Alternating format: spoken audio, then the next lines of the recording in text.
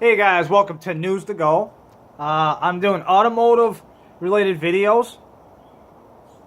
My name's Keith, and I hope you enjoy my videos.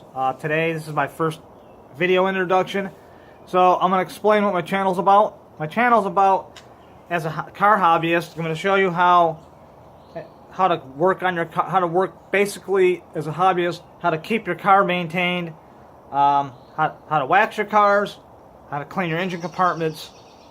I'm going to talk about auto-related videos, do-it-yourself videos. I'm also going to do videos based in my car, little skits of music, because I'm real big with music and certain artists I like rock and roll, Aerosmith.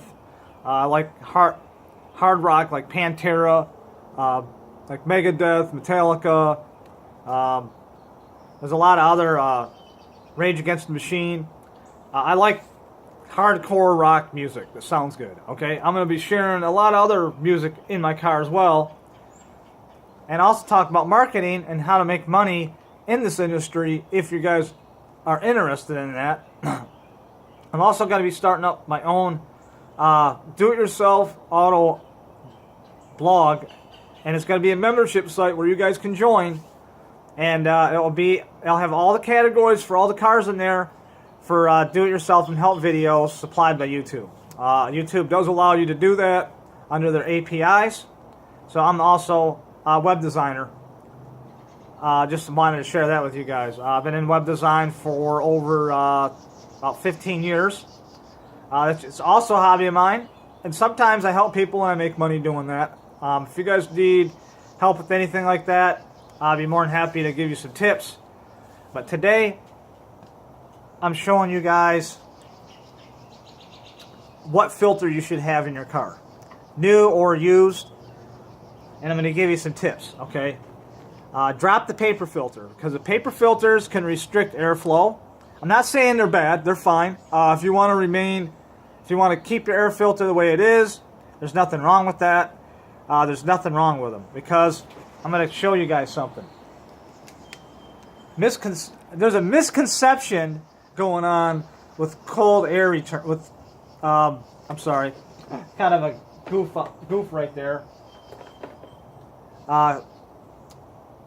Cold intake return, okay? This is your box, your cold air intake, okay? That's what these are called. All of them are called cold air take returns, okay? Air comes under the frame of the body, through the fender, it comes up, and it supplies air to your engine, okay? Engines are designed for airflow to mix with the oxygen so you can drive. I know that makes kind of a funny sense there, but with no oxygen, the car can't run, okay?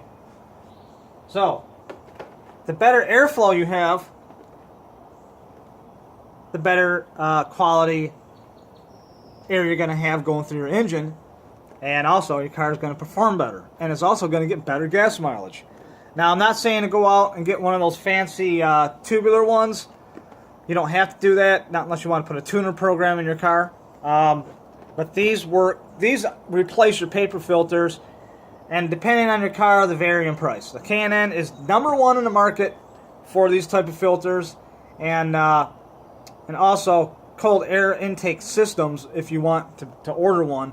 But make sure you get with a mechanic or someone that understands how those work, because if you don't tune your car right, you can actually damage your computer. Now, this has less restriction of the airflow because they're made out of cotton, and it also uses an oil technology through the airflow, so it won't restrict the air, and it also catches more debris than a paper filter. Because it doesn't restrict the air, paper filters get clogged like around the seal. It can start actually sucking in air around the seal, and then you run into problems with your mass airflow sensor getting dirty, and you don't want that, because mass airflows also need to be cleaned every now and then, along with the throttle body. If your car's fuel injection, one, you have a throttle body. You're going to need. I use CRC, throttle, body, and air intake cleaner. I'll get into that in another video. And also, mass airflow sensor cleaner by CRC. This is the only thing, the only product, not the only product, but this is the only chemical that you can use on a mass airflow sensor, because it doesn't put residue on those sensor parts. Now, inside there, you're going to have, inside your mass airflow sensor, depending on what kind you have these little bars in there that monitor all the air coming in your car. Now, if those get dirty, it can throw off the performance of the car, and it can also throw off how the car runs. So you don't want to run into those problems. So it's always good, if you know how to do it, you can do that. Okay, you can go ahead and clean them out. They're very easy to clean. It only takes maybe an hour or so. But here it is. This is your throttle body. That's what you use throttle body intake cleaner for. And there's, depending on what kind of car you have, I have a sport car.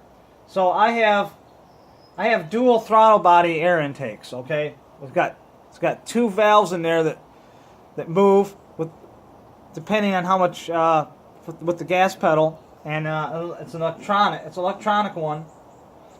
So they freely move back and forth at the same time, but those things get dirty in there through your air filter, okay, through your cold air intake. So the best measure, in my opinion, is to keep your engine clean, okay? Just like the rest of your car. Most people wash their car at least, I'd say at least once a week, once a month. In practice, it's always good to keep your engine compartment clean from all that debris and stuff that could end up in your cold air intake. Because if your body of your car's not clean, like under your fender and your wheel wells, if those are constantly dirty, you're constantly getting dirty air, which your mass airflow sensor is also could periodically get junk on it. Okay, and those need to be cleaned out more often. Like if you have a four-wheel drive unit, or if you're going off-roading a lot, or live on a dirt road, mass airflow sensors definitely need to be cleaned out more often. I live in the city, so I don't have to worry too much as long as I keep everything clean. So that's why I use K&N, because K&N is going to filter out, it's going to catch all that stuff. Okay, it's going to catch more debris than a paper filter. So I'm going to put a link below to K&N. Depending on what car you have, it's going to be an affiliate link from Amazon. But you can pick these up at your local automotive store, or you can order one, however you want to do it. But I will put a link below, because I believe in having these in your car. And what will up your horsepower a little bit, but not a sophisticated, not enough, excuse the babble of my words. It's not going to up it enough to where you're really going to notice it, even though it does claim a 50% better air quality, airflow. In those numbers, it's actually pretty low. You might increase your horsepower maybe by 5, maybe by 10 horsepower. At the most, even with my own readings on a diagnostic machine I have, you can get one on your cell phone, hook it up, and it'll tell you the airflow and how much more horsepower you're going to get out of it.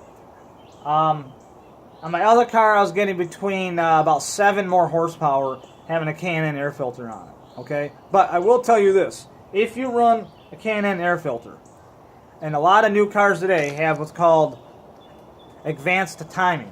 Okay, what that does is your car, depending on what quality gas you put in, advances the spark increases the spark or decreases the spark. So if you put a K&N air filter in, you're getting better airflow. So your computer could read that spark wrong. So the best practice is to run 93 octane in your car. So the timing will advance to the difference in the airflow automatically. Okay, but running 93 with the K&N definitely will solve that issue without you having to go and get a tuner program, okay? Because this replaces the paper filter. So an increase of about 7 horsepower at maximum, I think I'll get in this Mustang. So that's not bad. But I'm also going to increase my gas mileage because I usually get it between 22 and 23, and this car is only geared for 23. When I put this in, I actually got 24 miles. I was actually getting 24 miles to the gallon expressway, and it upped it 1 mile per gallon actually in the city as well because of that extra airflow. So now, if you're having unregulated issues with your rev of car's rev limit, if it's going up and down, the first thing I want people to do is check your battery terminals. All your electrical stuff runs off your battery and your alternator. Okay, you want to check that stuff first.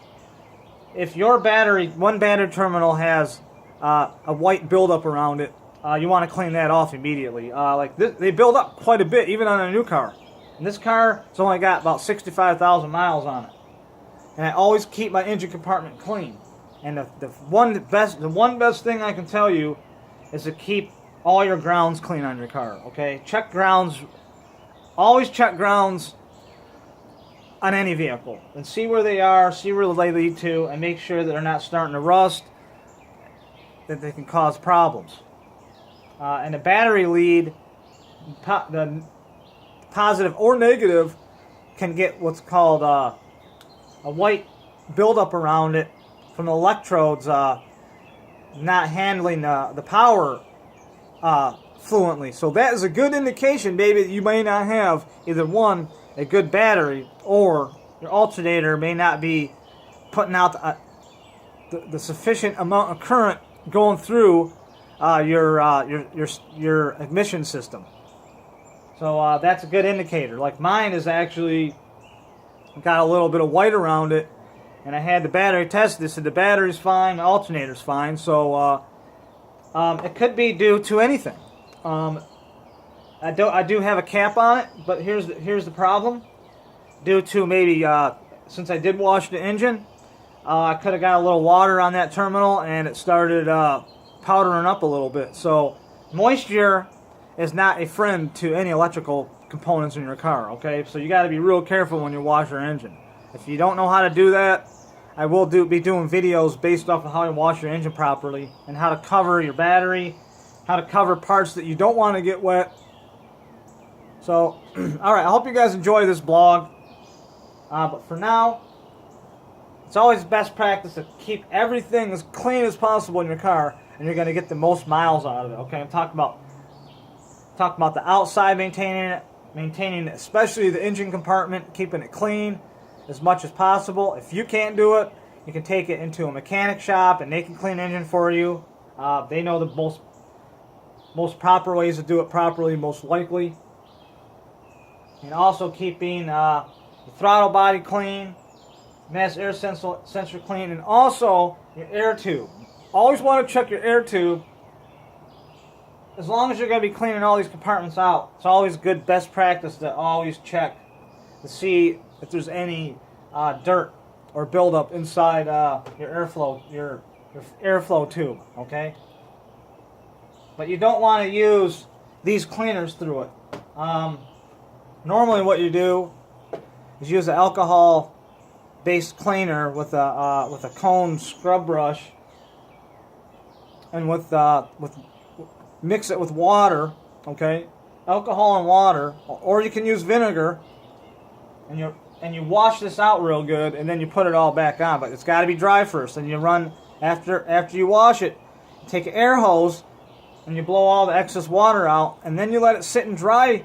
100% you got to make sure this is dry before you put it back on, because you don't want water to go through your throttle body. I mean, a little bit ain't gonna hurt much, but you definitely don't want a shit ton of water going through here. You can really mess up a lot of sensors.